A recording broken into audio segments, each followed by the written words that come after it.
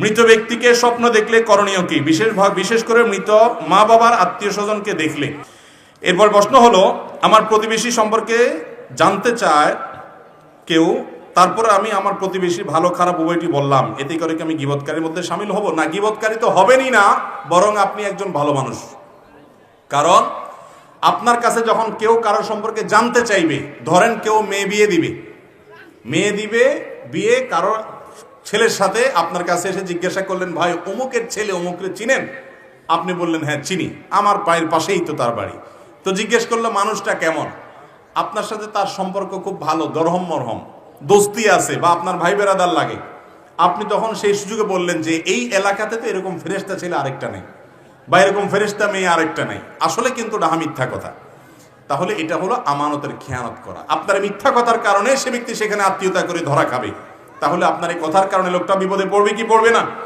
এইসব জায়গায় তার যদি দোষ থাকে, সে দোষ বলাটা বরং দায়িত্ব। সে দোষ বলাটা বরং কি, ভাই তার এই গুণ আছে, এই দোষ আছে আমার জানা মতে, যেটা জানেন সেটা বলবেন।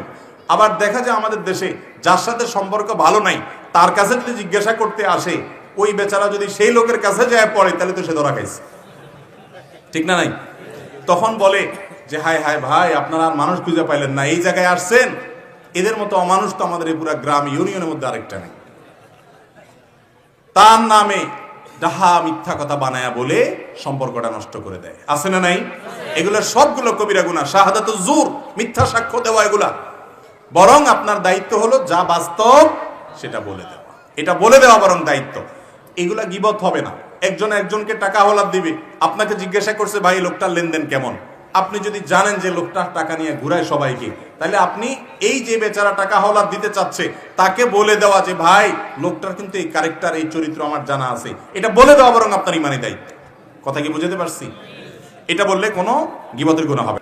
প্রথম স্ত্রী মারা গেছেন, স্বামী যদি দ্বিতীয় বিয়ে করে, তার প্রথম স্ত্রী কবর থেকে কষ্ট পাবে কিনা? এক্ষেত্রে যদি কষ্ট পায়, তাহলে ওই লোকের হয় বিয়ে করা কি জায়েজ হবে? আমরা আখিরাত সম্পর্কে ধারণা যে আমাদের একেবারেই নাই, এর একটা প্রমাণ হলো এই ধরনের প্রশ্ন। দুনিয়া থেকে একটা মানুষ চলে যাওয়ার পর, দুনিয়াতে কোন মহিলার মৃত্যুর পর তার স্বামী কি আরো একটা বিয়ে করছে না আরো 4টা করছে, ওইটা দেখার মতো, ওইটা ভাবার মতো শক্তি সুযোগ সামর্থ্য থাকলেও তার সেটা ভাবার মতো ফুরসত তার থাকবে না। ইয়ানফসি করে তার আখিরাতের যে ঘাটগুলা সে পার হচ্ছে, সেই ঘাটগুলো পার হওয়া নিয়ে সে পাগলপনা থাকবে। কথা বুঝাতে পারছি? সেখানে তার স্বামী কি আরেক বিয়ে করলো কিনা তাতে অভিমান করবেন তিনি, রাগ করবেন তিনি, এত সহজ বিষয় না। আখিরাতের যে সফর, সে সফরটা এত সহজ না। সেখানে ইয়ানফসি করতে করতে অস্থির থাকবে, বেচাইন থাকবে, ঠিক না বেঠিক? বিধায় এটা ভুল যে স্বামী দ্বিতীয় বিয়ে করলে স্ত্রী কবরে কষ্ট পাবে। আবার কষ্ট পেলে সেটা করা জায়েজ হবে কিনা সেটা আরেক বিষয়। ভাই, স্ত্রী সাধারণত সবসময় চায় যে স্বামী আমার একার থাকুক, আর কাউকে বিয়ে, কিন্তু প্রয়োজন থাকলে শর্ত সাপেক্ষে ইসলাম একাধিক বিয়ের অনুমতি দিয়েছে। বিধায় স্ত্রীর যদি মনে কষ্ট হয়, তারপরেও সেটা কি হবে না, হারাম বা নাজায়েজ হবে। তবে একাধিক বিয়ে জায়েজ হবে ওই ব্যক্তির জন্য যে ব্যক্তি একাধিক স্ত্রীর প্রতি সমতা বজায় রাখতে পারবে। যে ব্যক্তি বিয়ে করে এক বউর দিকে টানবে, আরেক বউর হক নষ্ট করবে, তার জন্য একাধিক বিয়ে করা জায়েজ নাই। এই কনফিডেন্ট নিজের উপরে থাকতে হবে, আত্মবিশ্বাস থাকতে হবে যে আমি এর বাইরে যাব না, অর্থাৎ অসমতা হয় এরকম কোনো আচরণ করব না। মৃত ব্যক্তিকে স্বপ্ন দেখলে করণীয় কি, বিশেষ করে মৃত মা বাবার আত্মীয় স্বজনকে দেখলে। মৃত ব্যক্তিকে যদি স্বপ্ন দেখেন তাহলে কি করবেন?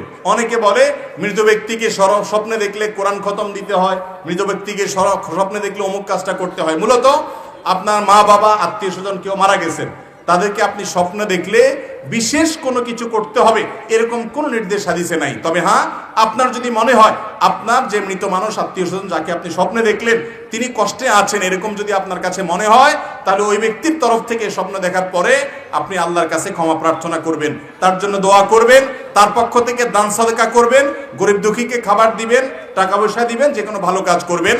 কিন্তু সুনির্দিষ্ট কিছু শর্ত নাই যে দেখলেই আপনাকে কিছু করতে হবে। যদি মনে করেন যে তিনি ভালো আছেন, সুখে আছেন, এরকম ইঙ্গিত বোঝা যায় স্বপ্ন থেকে, তাহলে আল্লাহ শুকর আদায় করবেন।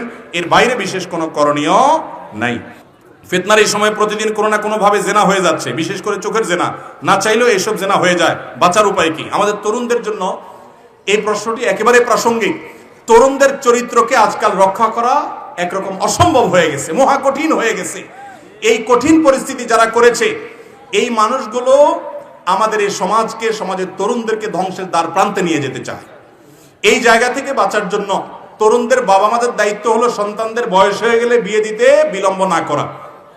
মুরব্বীদের দায়িত্ব হলো ছেলেদের উপযুক্ত হলে, কোন রকম ডাল ভাতের জোগাড় করার মতো হলে সাথে সাথে বিলম্ব না করে তাকে বিয়ে দিবেন। আমার কথা না, নবী করিম সাল্লাল্লাহু আলাইহি ওয়াসাল্লামের কথা। বিয়ে দেরিতে দিলে সমাজ নষ্ট হবে, ফাসাদ হবে, জেনা ব্যভিচার বাড়বে, ইফটিজিং বাড়বে, যুবকরা নষ্ট হবে। এর ক্ষতিটা সবচেয়ে বেশি বাপ মাকেই সাফার করতে হবে। এই জন্য সন্তানদেরকে বিয়ে দেয়াতে বিলম্ব করবেন না, চাচারা ভালো করে শুনে রাখেন। আর যুবকরা বিয়ের জন্য শুধুমাত্র অস্থির হয়ে আমার কাছে প্রশ্ন দিবেন না, টাকা পয়সা রোজগার করেন। সবাই যার যার কাজ করেন, শুধু ওই বাপের হোটেলে বসে বসে নিজে খান, বিয়ে করে আরেকটা রাইনা খাওয়াইতে চাচ্ছেন। আপনিও কিছু করেন, আর চাচারাও তাড়াতাড়ি করে বিয়ে দেয়। উভয়ের প্রচেষ্টার মাধ্যমে যুবকরা চরিত্র হেফাজত করতে পারবে ইনশাআল্লাহ।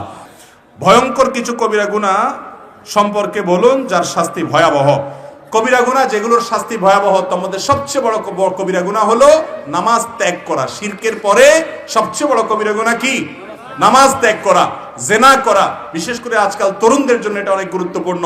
তারুণ্যকে, যৌবনকালকে জেনা থেকে, হারাম রিলেশন থেকে বাঁচানো এটা অলমোস্ট কঠিন, বরং অসম্ভবের মতো হয়ে গেছে। বিধায় তারা এটা থেকে নিজেকে বাঁচিয়ে রাখতে হবে। অন্যের সম্পদ আত্মসাৎ করা, কারোর হক মেরে খাওয়া, এটা হলো আল্লাহর জমিনে সবচেয়ে ভয়ঙ্কর হারাম কাজগুলোর মধ্যে একটা হারাম কাজ। আল্লাহ রাব্বুল আলামিন আমাদের সবাইকে সব ধরনের হারাম কাজ থেকে, সব ধরনের পাপের কাজ থেকে বেঁচে থাকার তৌফিক দান করুন। অনেক মানুষ আছে যাদেরকে হাজারো ওয়াজ নসিহত, ভালো কথা বললেও তারা আল্লাহর বিধান মানতে চায় না, তারা বিধর্মীদের মতো চলে। এদেরকে কিভাবে দিনের দিকে ফিরাবো? ভাই, আমরা কাউকে দিনের দিকে ফিরানোর কন্ট্রাক্টরই আল্লাহর কাছ থেকে দায়িত্ব নিয়ে আসি নাই। আমাদের কাজ হলো মানুষকে নসিহত করা। কেউ যদি নসিহত না মানে, তার দায়িত্ব কার? তার উপরে। ওয়ামা আলাইনা ইল্লাল বালাগ। আমাদের দায়িত্ব হলো মানুষকে কি করা? সত্যটা পৌঁছায় দেওয়া।